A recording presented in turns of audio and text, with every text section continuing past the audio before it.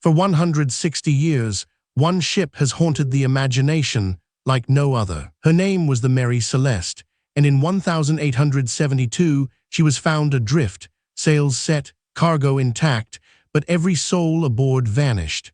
Not a trace, not a struggle, just an emptiness that has defied explanation for generations. The story begins not with a mystery, but with a routine voyage. On November 7, 1872, the brigantine Mary Celeste set sail from New York Harbor, bound for Genoa, Italy. Her cargo, 701 barrels of industrial alcohol. Aboard was Captain Benjamin Briggs, a seasoned mariner, his wife Sarah, their 2-year-old daughter Sophia, and a crew of 7. A small community, trusting the sea and their sturdy vessel. Almost a month later, on December 4, 1872, another brigantine, the Dei Gratia, spotted a ship behaving strangely. She was sailing erratically about 600 miles east of the Azores, her sails partially set, but something was wrong. Captain Morehouse of the Dei Gratia knew Captain Briggs. They'd even dined together in New York just before their respective departures.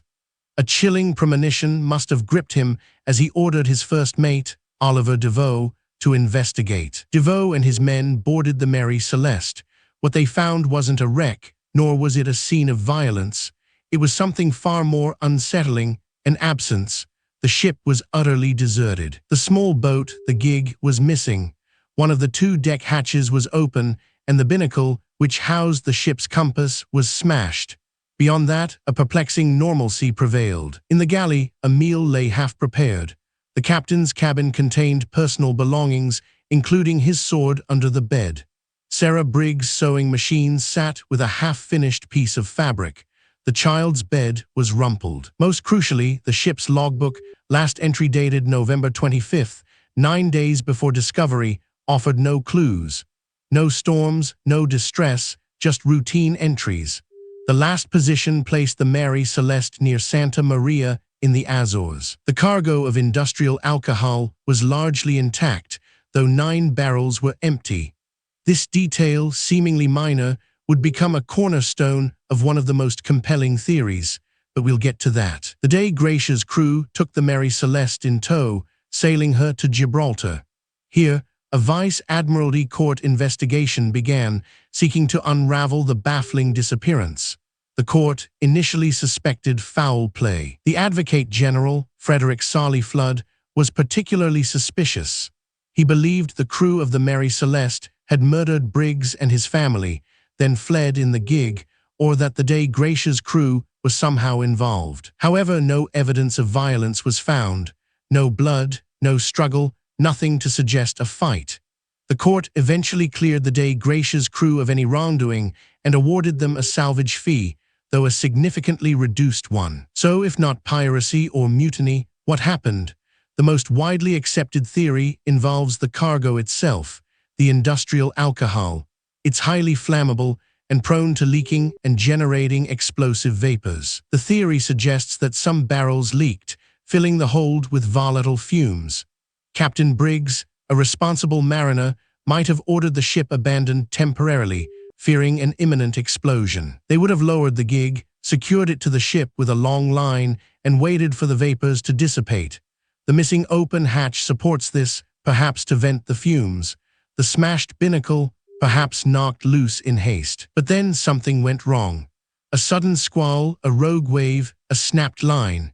The gig, with everyone aboard, could have been torn away from the Mary Celeste, leaving them lost in the vast, unforgiving Atlantic. This theory accounts for the ship's intact state, the missing gig, and the sudden abandonment.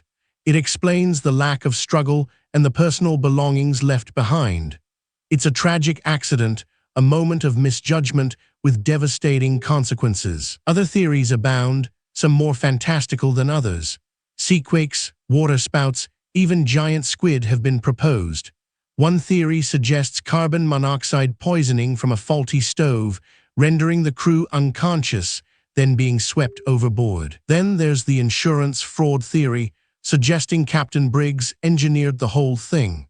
But Briggs was a respected man, and there was little financial gain to be had.